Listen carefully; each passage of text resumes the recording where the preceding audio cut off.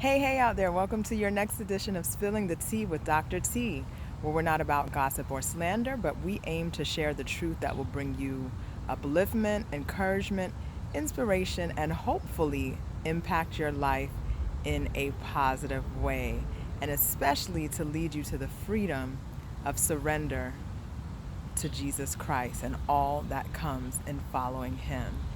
Y'all, it is hot out here in New York City. We are having like a scorcher and a heat wave. So I hope you, if you are in the Northeast, if you are in New York, you are in the shade somewhere, and to just be careful out there.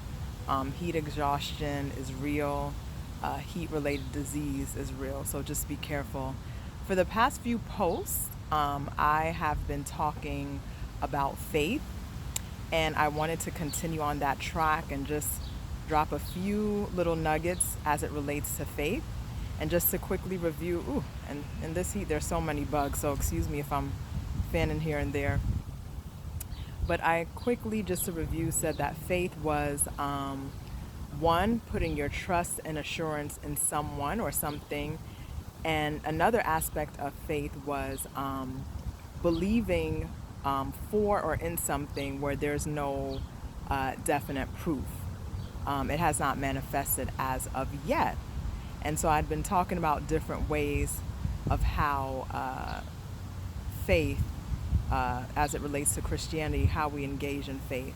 And I wanted to quickly just talk about three things that our faith in God does for us in our life. One is that our faith in God through Jesus Christ allows us to move on despite our feelings. Our faith in God through Jesus Christ allows us to progress and move on despite our feelings. So what do I mean by that? I'm going to give you an example.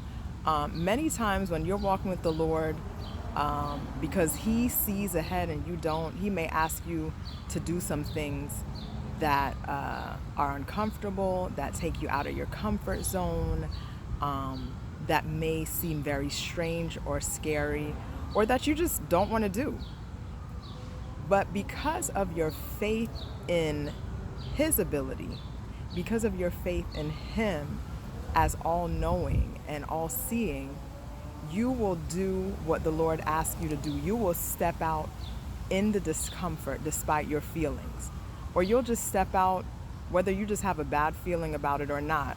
You know, I'm going to be honest, there's sometimes I don't feel like coming on here and doing this vlog, whether it be just my own nervousness, I may be a little bit tired, but because I know the Lord's purpose in this is so much bigger than what I can see and so much beyond my feelings, I come out and do it anyway because my faith in him and where he's taking me and what he wants to do through me supersedes those feelings. So let your faith and your obedience to God allow you to forfeit your feelings and to go forward despite your feelings. The second thing is that your faith in God allows you to move on despite failure. So your faith in God allows you to move on despite failure. And what do I mean by that? It doesn't mean that just because you have faith in God, just because you walk with the Lord, that you won't fail. If you live life long enough, you're going to fall short and fail in some things. But your faith in God will allow you to move forward and not be intimidated by failure. So in other words, the possibility of failure, the prospect of failure, and I'm sorry again, guys, here goes those sirens again. New York City, you cannot live in the boroughs without hearing sirens. But your faith in God will allow you to move forward despite the prospect of failure. Failure will not have that power to prevent you from moving forward. You'll look and you say, you know what? In my mind, I may think of all these things that may go wrong. I may be wrong about this, but because of my faith in God, I'm going to go forward. And even if it doesn't turn out the way I want, it doesn't prevent me from doing what God tells me to do.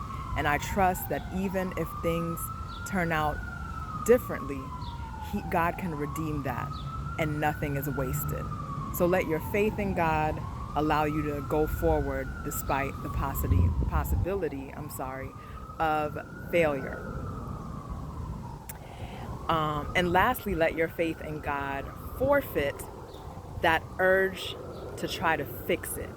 Let your faith in God forfeit that urge to try to fix it. In other words, your faith in God will allow you to stop trying to control everything. And y'all, I'm going to tell on myself. I have control issues. I am naturally a fixer. And it's probably why it has allowed me to be in the profession that I'm in, which is a good thing. But then sometimes I don't know how to stay in my lane in life, which is a bad thing.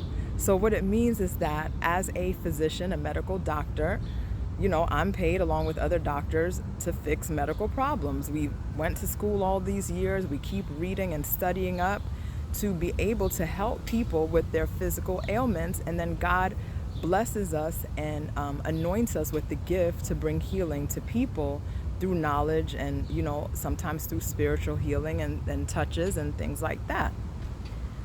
But what happens is that for me, that has spilled over into, if there is something going on in my life where I feel I don't have control over it, I automatically go into fix it mode. Or it may be that I see something going on with a person, and in just my nurturing nature, my natural way of just being compassionate and merciful towards people. That's kind of one of the gifts God has given me, is to be compassionate and merciful towards people.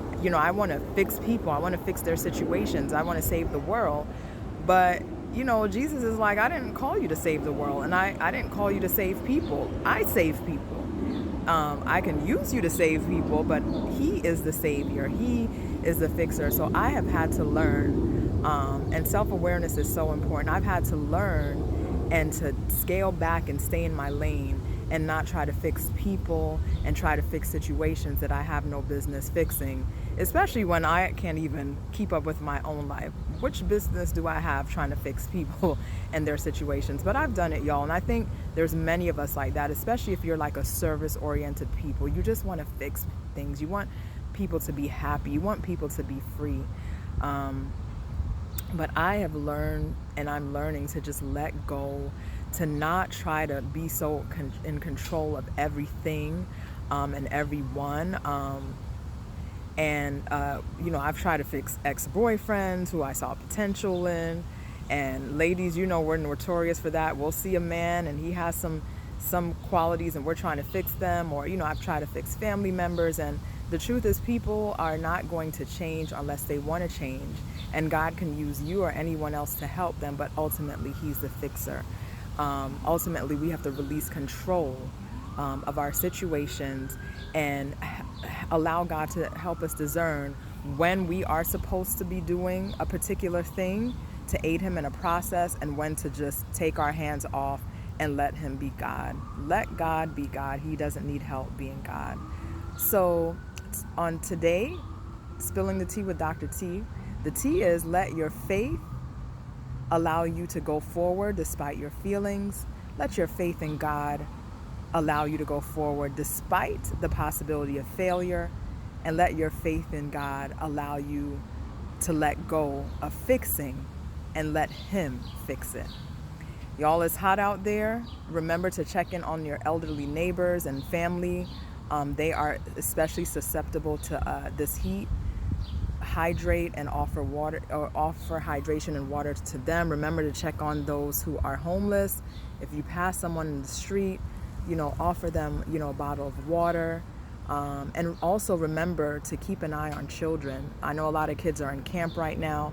Make sure the camps are hydrating children adequately. And even when you bring them home, give them more hydration, whether it be Gatorade, Pedialyte, or water, because they're probably still not getting enough based on how all the playing they're doing outside.